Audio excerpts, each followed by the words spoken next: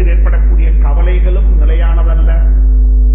உலகத்தில் ஏற்படக்கூடிய எதுவாக இருந்தாலும் அது யாரிடத்திலும் நிலையானதாக இருக்க மாட்டாது. ஹஜ்ரத் ஹதீஜா குப்ரா ரலியல்லாஹு தஆலா அன்ஹா அவர்களை ஸல்லல்லாஹு அலைஹி வஸல்லம் அவர்கள் நிக்காஹ் செய்யும் பொழுது ஹஜ்ரத் ரசூலுல்லாஹி ஸல்லல்லாஹு அலைஹி சாச்சா அபூ தாலிப் அவர்கள் ஹஜ்ரத் ரசூலுல்லாஹி ஸல்லல்லாஹு அலைஹி வஸல்லம் சார்பாக கதைத்தார்கள். கதைக்கும் பொழுது ஒரு விடயத்தை சுட்டிக்காட்டினார்கள்.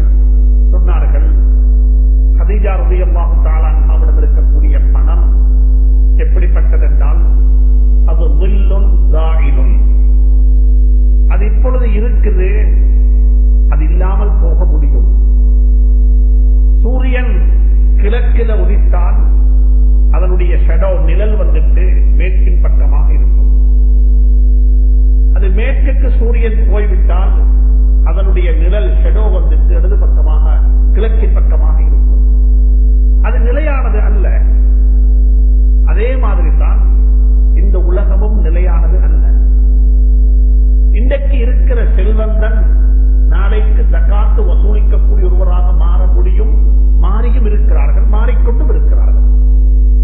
இன்று ஜகாத்து வசூலித்தவர் அடுத்த முறை அடுத்த தலைமுறையில் பெரிய அளவில் ஜகாத்து கொடுக்கக்கூடிய ஆளாக இருக்கிறார்.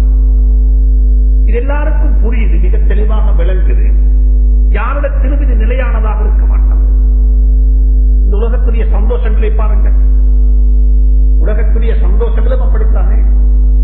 5ஆம் ஆண்டு ஸ்காலர்ஷிப் எக்ஸாம் எழுதிவிட்டு வரக்கூடிய நேரத்தில் கிடைச்ச சந்தோஷம், அந்த ரிசல்ட்டை பார்த்துட்டு மாஷா அல்லாஹ் அது பெரிய ஒரு சந்தோஷமாக இருந்துச்சு. ஆனால் அண்டையோட முடிஞ்சுது. அடுத்த ஒரு டாஸ்க் வரக்குள்ள அந்த சந்தோஷம் அப்படியே மறந்துடுவோம். ஓ லெவல்ல எல்லா பாடத்திலையும் பாஸ் ஆகிட்டோம், அது மாறுது. ஏ லெவலுக்கு வரோம், ஓ லெவல மறந்துட்டோம். யூனிவர்சிட்டிக்கு போனோம், ஏ லெவல மறந்துட்டோம். யூனிவர்சிட்டியில டிகிரியை முடிச்சோம், எம்ஏக்கு போறதுக்கு பிறகு டிகிரியை மறந்துட்டோம். பிஎஸ்சியை முடிச்சோம், மாஷா அல்லாஹ். கல்யாணம் திருமணம் முடித்தோம், அன்றைக்கு நாள் அதை மறந்துட்டோம். இப்படியாக இந்த உலக வாழ்க்கையில சந்தோஷங்கள் மாறி மாறி மாறி வந்து கொண்டே இருக்கும். எந்த ஒரு சந்தோஷமும் நிலையானது அல்ல. மனிதன் வாழ்க்கையில் நினைக்கிறான், 5ஆம் ஆண்டு பரீட்சையில ஸ்காலர்ஷிப்ல பாஸ் ஆகிட்டா வாழ்க்கையில வெற்றி என்று யாரும் நினைக்கிறது இல்லை. அது அன்றைக்கு வெற்றி, அது அன்றைக்கு வெற்றி. ஒரு கட்டம் எப்படி வருமென்றா, இந்த பேரப்புள்ளையினுடைய பரீட்சை 5ஆம் ஆண்டு ஸ்காலர்ஷிப் தான் ஏந்த வெற்றியாக இருக்கும். இன்னைக்கு இந்த பேரப்புள்ள எக்ஸாம் எழுதுது, 5ஆம் ஆண்டு ஸ்காலர்ஷிப் எழுதுது. அந்த புள்ளையோட ரிசல்ட் நல்லதாக இருக்கணும், அது இருக்கணும் என்பது தான் ஏந்த வாழ்க்கையினுடைய லட்சியமாக இருக்கும். ஏந்த பேரப்புள்ள பிஎச்டி ஹோல்டர் ஆகிட்டாரு, அவரு கலாநிதி, அவர் இன்னைக்கு டாக்டரேட் பட்டம் எடுக்கிறார் என்றா அது யாருக்கு? அவர் அந்த புள்ளைக்கல்ல, புள்ளையுடைய அப்பா. உலகத்தில் மாறி மாறி வந்து கொண்டே இருக்கும். எந்த ஒரு சந்தோஷமும் நிலையானது அல்ல. அது கை மாறிக்கொண்டே போகும். அதே மாதிரி தான் இந்த உலகத்தில் இருக்கிற தாக்கத் ஒவ்வொருத்தரும் நினைப்பாங்க. இப்ப இந்த பஸ்ல டிராவல் பண்ணக்கூடியவங்க, இந்த பஸ்ல ஃபுட்போர்ட்ல அந்த நெரிசல்ல போறவங்க ஒரு ஹோப் வைப்பாங்கன்னு தெரியுமா? அல்லா இடத்துல கேட்பாங்க, யா அல்லாஹ் எனக்கு ஒரு பைக் கிடைச்சா போதும். நான் எவ்வளவு நாளைக்கு இந்த பஸ் போர்ட்லையும் ஃபுட்போர்ட்லையும் மலைக்கு வெயிலுக்கு நனைஞ்சு கொண்டு நான் எப்படி காலம் கழிக்கிறது? எனக்கு ஒரு வாகனம், ஒரு மோட்டார் பைக் இருந்தா போதும் நினைச்சுவாங்க. அது கிடைச்சோட நிக்காது. அதுக்கு பிறகு சொல்லுவாங்க, எவ்வளவு காலத்துக்கு இதுல நலஞ்சி வெயில்ல இதுலயும் இது ரிஸ்கான ஒரு டிரைவிங், இது எனக்கு ஒரு 3 வீல், ஒரு வீல் 4 வீல் உள்ள ஒரு வாகனம். அன்புக்குரிய நண்பர்களை, சகோதரர்களே, நானும் அப்படித்தான் நினைச்சேன், நீங்களும் அப்படித்தான் நினைச்சீங்க. ஆனா எங்க போய் முடிய போகுது? பஸ்ல ஆரம்பிச்சு பென்ஸ் வரைக்கும் வந்துட்டோம், மெர்சிடிஸ் வரைக்கும் வந்துட்டோம்.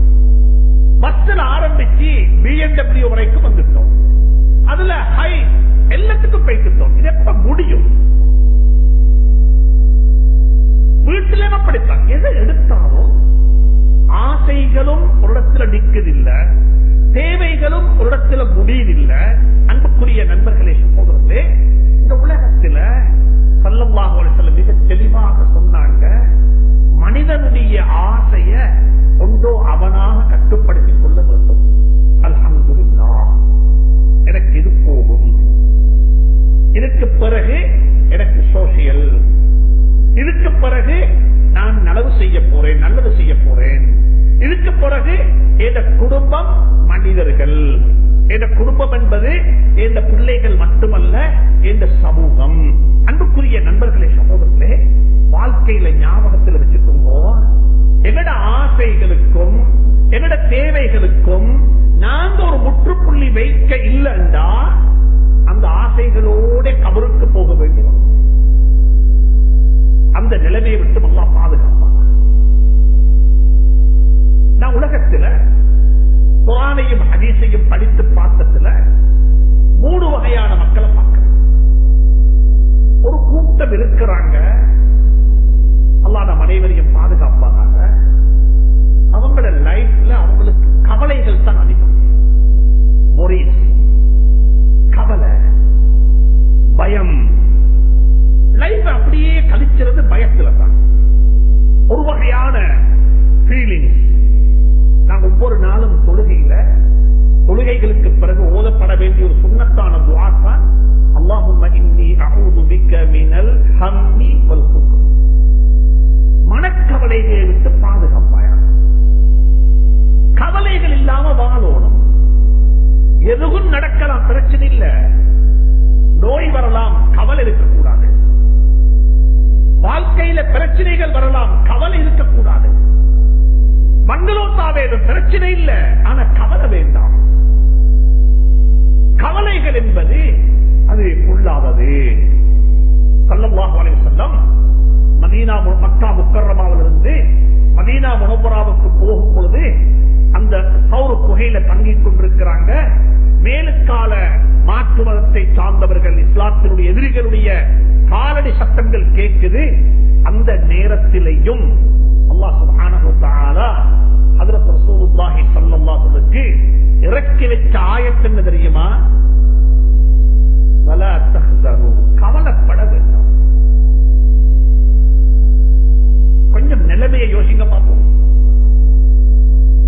சட்டத்தனி இருக்கிறாங்க 2 பேர், அபூபக்கரும் சித்தீக் ரலியல்லாஹு தஆலா அன்ஹு ஸல்லல்லாஹு அலைஹி வஸல்லம். 2 பேரும் முழு மக்காவும் சுத்தி தேடுறாங்க ஸல்லல்லாஹு அலைஹி வஸல்லம். அந்த குகைக்குள் இருக்கிறாங்க. அந்த நிலைமை, அந்த பயம் எப்படி இருக்கும்? அந்த நேரத்திலையும்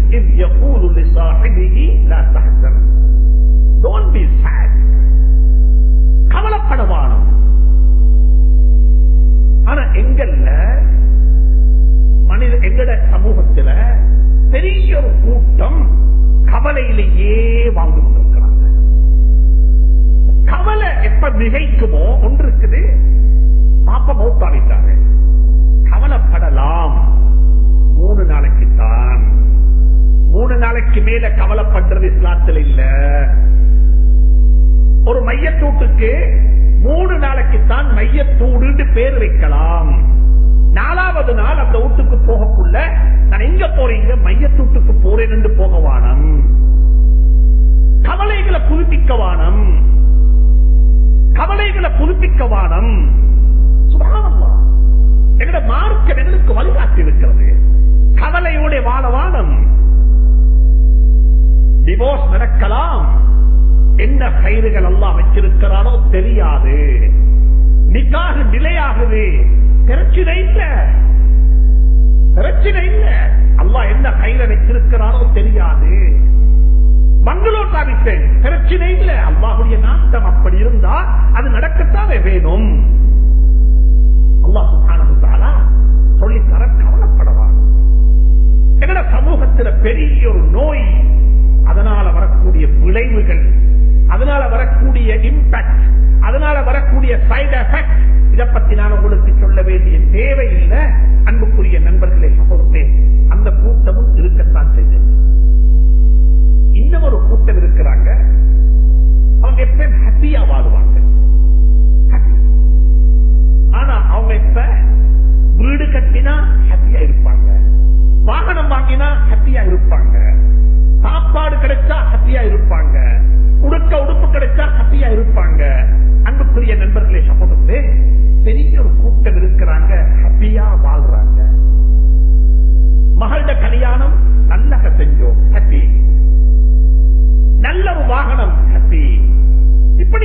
ஹாப்பினஸ்லயே வாழக்கூடிய ஒரு பெரிய ஒரு கூட்டம் இருக்கிறாங்க.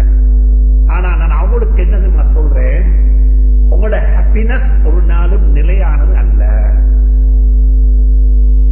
உங்களோட இன்றைக்கு இருக்கிற ஹாப்பினஸ் எதனாலும் நிலையானது அல்ல. அது மாறும், அது மாறும். இன்னைக்கு நல்ல புள்ள மாஷா அல்லாஹ், எல்லா பாடத்திலையும் புள்ள பாஸ் புள்ள என்ற புள்ளத்தான் ஸ்ரீலங்காவிலே முதலாவது வந்திருக்குது என்று சொல்லி நீங்க சந்தோஷப்படுறீங்க. அல்ஹம்துலில்லாஹ், பாராட்டத்தக்க விடயம். ஆனா அவருக்கு ஒரு நல்ல ஒரு ஃபேமிலி லைஃப் செட் ஆக இல்லைண்டா, அவருக்கு நல்ல ஒரு இடத்துல ஜொப் கிடைச்ச இல்லைண்டா, அவர் வேறொரு கேஸ்ல போய்த்து மாட்டிப்பட்டுட்டா. எத்தனை பேர் இருக்கிறாங்க படிச்சு நல்லக வந்து ஜெயில வாழ்றவங்க, பிரிசன்ல வாழ்றவங்க. வாழ்க்கையில ஒரு கூட்டம் இருக்குது, ஹாப்பியா வாழ்றாங்க. ஆனா ஞாபகத்தில் வச்சுக்கோங்க, அவங்களோட ஹாப்பினஸ் நிலையானது அல்ல. அதே கடல்ல இந்த வேவ்ஸ் அலவார மாதிரி சந்தோஷங்கள் வந்து கொண்டே இருக்கும் அவங்களுக்கு. ஆனா நிலையாக இருக்க மாட்டாது, நிலையாக இருக்க மாட்டாது. இது நான் எனக்கும் சொல்றேன், உங்களுக்கு மட்டுமல்ல. வாழ்க்கையில எந்த ஒரு ஹாப்பினஸும் நிலையானதல்ல. வாழ்க்கையில நிலையானது என்ன தெரியுமா? சாட்டிஸ்பாக்சன் மட்டும்தான், மன திருப்தி. சாட்டிஸ்பாக்சனோட வாழப்பாங்க. மௌத்தாகக்குள்ள யாரிடத்துல சாட்டிஸ்பாக்சன் இருக்குமோ அவங்க மன்னிப்பு கேட்காம மௌத்தாகுவாங்க, அவங்க ரிக்ரெட் பண்ணாம மௌத்தாகுவாங்க, அவங்க சிரிச்சு கொண்டு மௌத்தாகுவாங்க, அவங்க செஞ்சத்தை நினைச்சு சந்தோஷத்துல மௌத்தாகுவாங்க. அல்லாஹ் அந்த மௌத்தை எனக்கு உங்களுக்கு நசீபாக்குவாங்க. ஹாப்பினஸ் வராது. இந்த ஃபர்ஸ்ட் நைட்டுடைய ஹாப்பினஸ் இந்த சக்கராத்தில் இருக்காது. ஆனா இந்த ஃபர்ஸ்ட் நைட் கண்டு நானும் என் மனைவியும் முதலாவது சேர்ந்து இன்னும் ஒரு பெண்ணுடைய கல்யாணத்தை செஞ்சு வச்சோம்டா அதுல கிடைச்ச சாட்டிஸ்பாக்சன் இருக்குது, அது சக்கராத்திலையும் ஞாபகத்துக்கு வரும். அல்லாஹ் எனக்கு உங்களுக்கு நசீபாக்குவாங்க. கொஞ்சம் பேர் தான் இருக்கிறாங்க வாழ்க்கையில சாட்டிஸ்பாக்சனோட முக்தாங்க. அல்லாஹ் தந்தான், நல்லதை செஞ்சோம், சொசைட்டிக்கு செஞ்சோம், சமூகத்துக்கு செஞ்சோம், சமூகத்தை வாழ வச்சோம், மக்களுடைய கண்ணீரை துடைத்தோம், அனாதைகளுக்கு உதவி செஞ்சோம், விதவைகளுக்கு உதவி செஞ்சோம், ஜனாதாக்களை நல்ல முறையில் அடக்கிறதுக்கு ஏற்பாடு செஞ்சோம். மாஷா அல்லாஹ், சமூகத்தினுடைய கல்வி நடவடிக்கைகளுக்காக வேண்டி உதவி செஞ்சோம் என்று சொல்லி அன்புக்குரிய நண்பர்களே, சமூகத்தே, அந்த மன திருப்தி இருக்குதே, இந்த திருப்தியோட மௌத்து வந்தா அது ரொம்ப சந்தோஷம். சிரிச்சு கொண்டு மௌத்தா ஆயத்தமாகும். ஹஜ்ரத் ரசூலுல்லாஹி ஸல்லல்லாஹு அலைஹி வாழ்க்கையை பற்றி பேசும் பொழுது அவர்களுடைய இறப்பை பற்றியும் கட்டாயம் பேசணும். ஸல்லல்லாஹு அலைஹி வஸல்லம் மௌத்தாகும் போது எப்படி மௌத்தானார்கள்? சிரிச்சு கொண்டு மௌத்தானார்கள், சிரிச்சு கொண்டு மௌத்தானார்கள். ஹதீஸ்களை பற்றி படியுங்கள். பிறப்பு மட்டுமல்ல, ஒரு வரலாறு, இறப்பு வரலாறு. இப்படித்தான் மௌத்தாக வேண்டும். அபூபக்கர் சித்தீக் ரலியல்லாஹு தஆலா அன்ஹு அன்றைய நாள் திங்கட்கிழமை காலையில சுபஹுடைய தொழுகையை நடாத்திக் கொண்டிருக்கிறார்கள். ஸல்லல்லாஹு அலைஹி வஸல்லம் தொழுகைக்கு வருவதற்குரிய சக்தி உடம்புல இல்ல, சப்புல மக்கள் நிற்கிறார்கள். அபூபக்கர் சித்தீக் ரலியல்லாஹு தஆலா அன்ஹு இமாமத்து செய்கிறார்கள். பிலாலே ஹபஷி ரலியல்லாஹு தஆலா அன்ஹு இமாமத்து சொன்னார்கள். அபீ மஹ்சூர், அதாவது அப்துல்லாஹ் மக்தூம் ரலியல்லாஹு தஆலா அன்ஹு புறவி குருடு, கண் தெரியாதவர் சப்புல நிற்கிறார்கள். இப்படிப்பட்ட ஒரு சப்பை பார்த்துவிட்டு ஸல்லல்லாஹு அலைஹி வஸல்லம் சிரிச்சுக் கொண்டே மௌத்தானார். ஏன் தெரியுமா சிரிச்சாங்க? ஏன் தெரியுமா சிரிச்சாங்க? ஒரு விடயத்தை அடைய வேண்டும் என்று வந்தேன், அந்த விடயத்தை அடைந்து விட்டேன். அபூபக்கர் இமாமத்து செய்கிறார். ஒரு அரபி இமாமத்து செய்ய ஒரு ஹபஷி, ஒரு கருப்பர் இமாமத்து செய்து, ஒரு குருடர் பக்கத்தில் இருந்து அந்த சப்பை பார்க்கும் பொழுது அரபிகளும் அஜமிகளும் அனைவரும் ஒரே ஒரே மட்டமாக இருந்து மனிதர்களாக இருந்து இறைவனை வணங்கிக் கொண்டிருக்கிறார்கள். அதை பார்த்து ஸல்லல்லாஹு அலைஹி வஸல்லம் சாட்டிஸ்ஃபேக்ஷன் அடைந்தார்கள். அந்த அடைவோடு மறைந்து விட்டார்கள். எங்களுக்கு அப்படி ஏழுமா?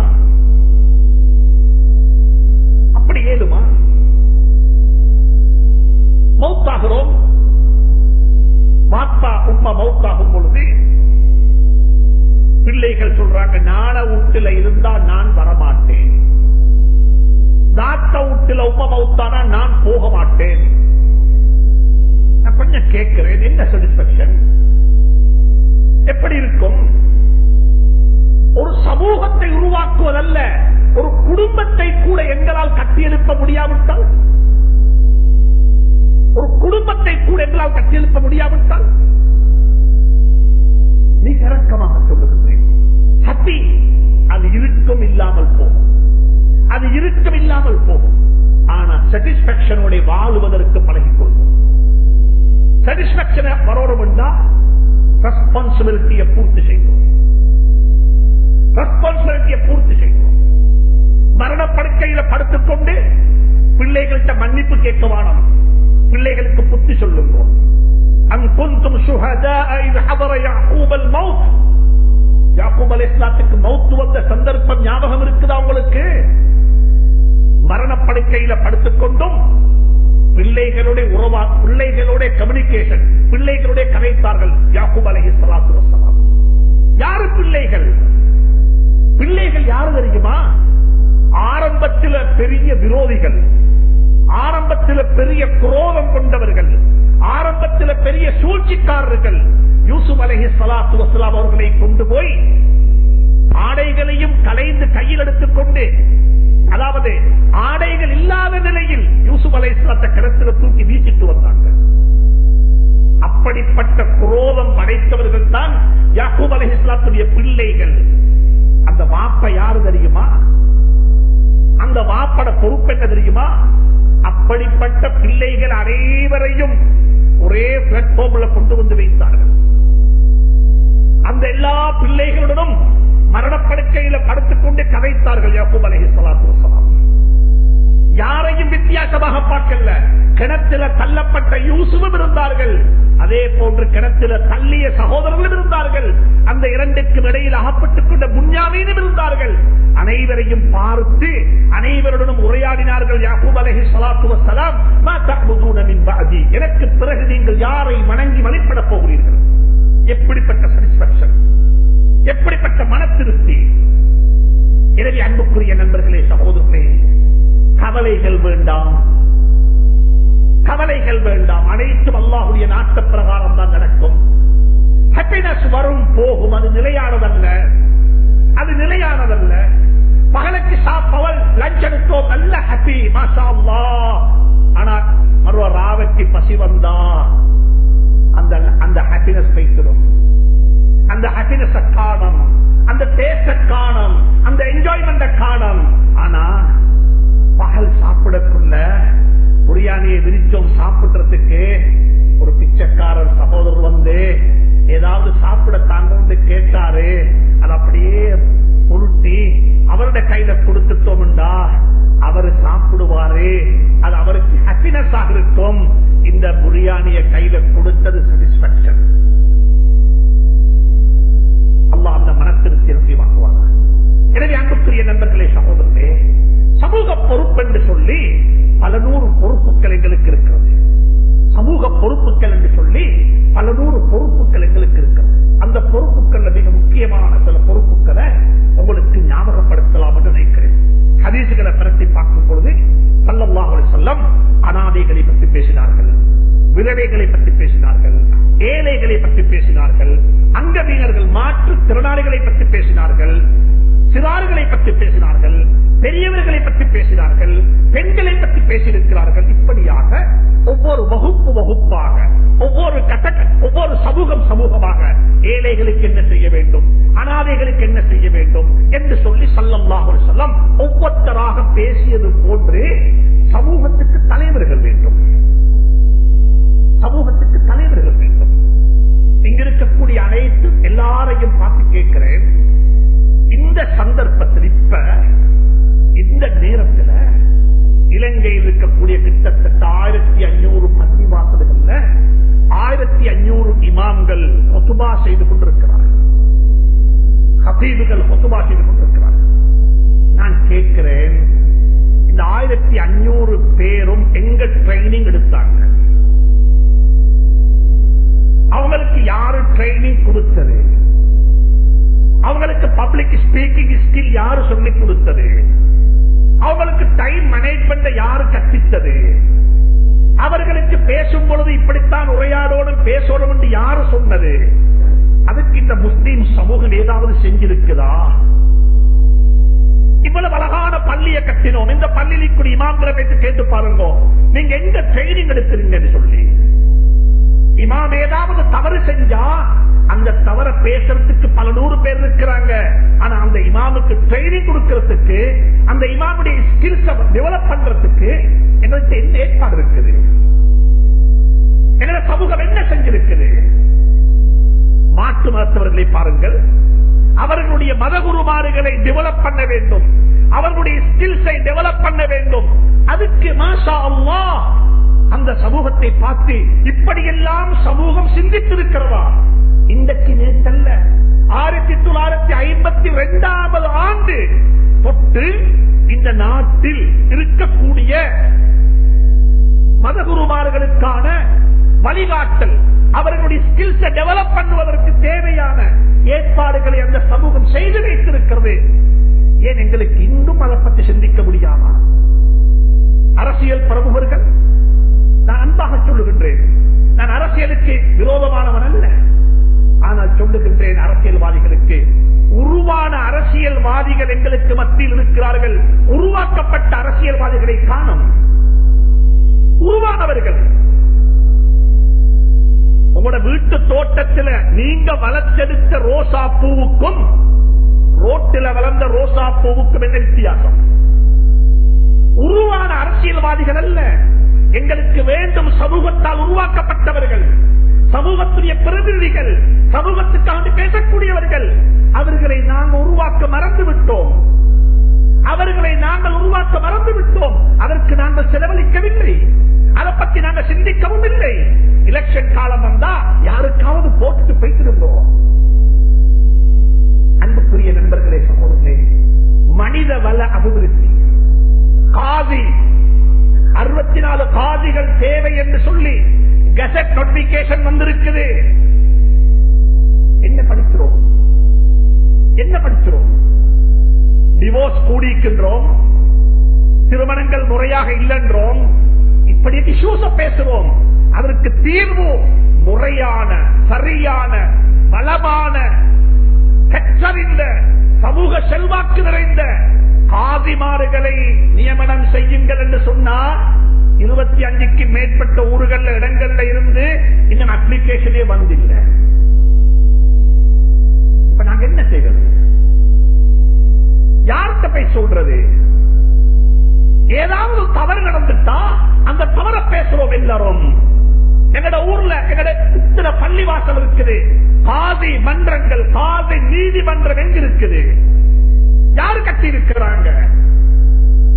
அன்புக்குரிய நண்பர்களே, சகோதரர்களே, இந்த மாற்று மதத்தை சார்ந்த சகோதரர்கள் அவர்களுடைய ஜனாசாவை வைத்து பராமரிப்பதற்கு கட்டியிருக்கக்கூடிய அந்த மல்சாலாவ மாதிரியாவது ஒரு சாலாவை கட்டிருக்கிறதா? அதையாவது செஞ்சிருக்கிறோமா? ஒரு ஜனாசா விழுந்து விட்டா அது எங்க வைக்கப்படுகிறது, எந்த வீட்டில் வைக்கப்படுகிறது, எந்த அந்த நேபர்ஹுட், அந்த என்வாயர்மெண்ட் எப்படி டிஸ்டர்ப் ஆகுது, அதை பத்தி திங்க் பண்ணி இருக்கிறோமா? நான் குறை சொல்ல இல்ல, நானும் பங்காளியாக இருந்து சொல்லுகின்றேன். எங்கட சமூகம் இதற்கு பிறகு உணர்ச்சி வசப்பட்டு வெள்ளத்துக்கு சல்லி சேர்த்தி எங்கேயாவது ஒரு கலவரம் ஏற்பட்டு விட்டா அதுக்கு உதவி செய்யணும் என்று சல்லி சேர்த்தி அந்த உதவிகள் செய்வது மட்டுமல்ல, உதவி ஸ்ட்ராட்டஜிக்கலி திங்க் பண்ணுங்க. இந்த பேர புள்ள இந்த ஊர்ல வாழணும் தலை நிமிர்ந்து இன்றைக்கு நான் இன்வெஸ்ட் பண்ணணும், 920 பாடசாலைகள் இந்த நாட்டில் இருக்கிற முஸ்லீம்களுக்கு என்று சொல்லி மிம்பர்ல இருந்து பொறுப்போட பதிவு செய்கின்றேன், 100க்கும் குறைவான பிரின்சிபல்கள் தான் இருக்கிறார்கள். 100க்கும் குறைவான பிரின்சிபல்ஸ் இருக்கிறாங்க. 920 ஸ்கூல்ஸ் இருக்கிறது. அப்ப மற்ற 820 பாடசாலைகளையும் கற்பிக்கக்கூடிய ஆசிரியர்கள் யாரு, பிரின்சிபல் யாரு தெரியுமா? ஏந்த பாசையில சொல்லுவதாக இருந்தால், இன்றைக்கு டீ மேக்கர் வராதத்தினால வேட்டர் டீ மேக்கராக இருந்து அந்த ஹோட்டலை செய்வது போன்றுதான் முஸ்லீம் பாடசாலைகள் நடந்து கொண்டிருக்கிறது. பொறுப்போட சொல்லுகின்றேன். இதற்கு யார் பொறுப்பு? ஜக்காத்து கொடுக்கிறோம், சதக்கா கொடுக்கிறோம், வாரி வழங்குகிறோம், பிரச்சனைகள் வரும்பொழுது செய்கின்றோம், பள்ளிகளை கட்டுகின்றோம். எல்லாம் கட்டுமானம் கட்டுமானம் கட்டுமானம். அன்புக்குரிய நண்பர்களே, சகோதரர்களே, மனிதவள அபிவிருத்தி, human resource development, human resource management என்று சொல்லி எல்லாம் மற்றவர்கள் பேசிக் கொண்டிருக்கிறார்கள். அன்புக்குரிய நண்பர்களே, சகோதரர்களே, இந்த கருத்தை உள்வாங்கிக் கொள்ளுங்கள். இது செல்வந்தர்களுக்கு மட்டுமல்ல, இது செல்வந்தர்களுக்கு மட்டுமல்ல, கல்விமான்களுக்கும் சொல்லுகின்றேன், கல்விமான்களுக்கும் சொல்லுகின்றேன். உங்களை போல எத்தனை கல்விமான்களை நீங்க உருவாக்கி இருக்கிறீங்க? உங்களை போல சோசியல் கன்சர்ன் உள்ள, சமூக பொறுப்பை விளங்கி வைத்திருக்கக்கூடிய, அந்த பேஷனோட சமூகத்தில் வேலை செய்யக்கூடிய எத்தனை கல்விமான்களை நீங்கள் உருவாக்கி இருக்கிறீர்கள்? இவைகளெல்லாம் பொறுப்புகள்.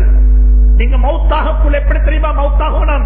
ஒரு செல்வந்தர் மௌத்தாகலாம், பள்ளி கட்டினேன், மதரசாக்கள் கட்டினேன், அனாதைகளுக்கு உதவி செஞ்சேன், ஓவரை உருவாக்கினேன் என்று சொல்லிவிட்டு அவர்கள் மௌத்தாகுவார்கள். அல்லாஹ் அவர்களுக்கு அருள் செய்வானாக. ஒரு படித்தவன், ஒரு படித்த ஒரு ப்ரொஃபஷனல், ஒரு படித்த ஒரு சகோதரர் மௌத்தாகும் பொழுது எப்படி மௌத்தாக வேண்டும்? அல்ஹம்துலில்லாஹ், குறைஞ்சபட்சம் என்னை போல ஒரு 25 பேரை உருவாக்கிவிட்டு மௌத்தாக இருக்கின்றேன். என்னை போல 25 தலைகளை உருவாக்கிவிட்டு நான் மன்னரைக்கு போகின்றேன் என்ற மன திருப்தியோட கபரை சந்திப்பதற்கு அல்லாஹ் எனக்கும் உங்களுக்கும் துணை புரிவானாக. செல்வந்தர்களுடைய செல்வத்தை அளக்கலாம், செல்வாக்குடைய மக்களுடைய செல்வாக்கை அளந்து விட முடியாது. இதையும் பதிவு செய்து கொள்ளுங்கள். அல்லாஹ் சிலருக்கு செல்வத்தை கொடுத்திருக்கிறான், அல்லாஹ் சிலருக்கு அல்லாஹ் அறிவை கொடுத்திருக்கிறான், அதற்கு அப்பால் சிலருக்கு அல்லாஹ் சுப்ஹானஹு வ தஆலா செல்வாக்கை கொடுத்திருக்கிறான், இன்ஃப்ளூயன்ஸை கொடுத்திருக்கிறான். செல்வந்தர்களுடைய செல்வத்தை கவுண்ட் பண்ணி முடிக்கலாம், அறிவாளினுடைய அறிவை மெஷர் பண்ணலாம். ஆனா செல்வாக்கு உடையவர்களுடைய செல்வாக்கை யாராலும் மெஷர் பண்ண முடியாது, யாராலும் அளக்க முடியாது. எனவே இவைகள் அனைத்துக்கும் நாங்கள் வகை சொல்ல வேண்டும், பதில் சொல்ல வேண்டும். கேள்வி கணக்கு இருக்கிறது என்பதையும் கவனத்தில் கொள்ளுங்கள். அல்லாஹ் சுப்ஹானஹு வ தஆலா எனக்கும் உங்களுக்கும் இந்த உலக வாழ்க்கையை மன திருப்தியோடு முடித்துக் கொள்ள அல்லாஹ்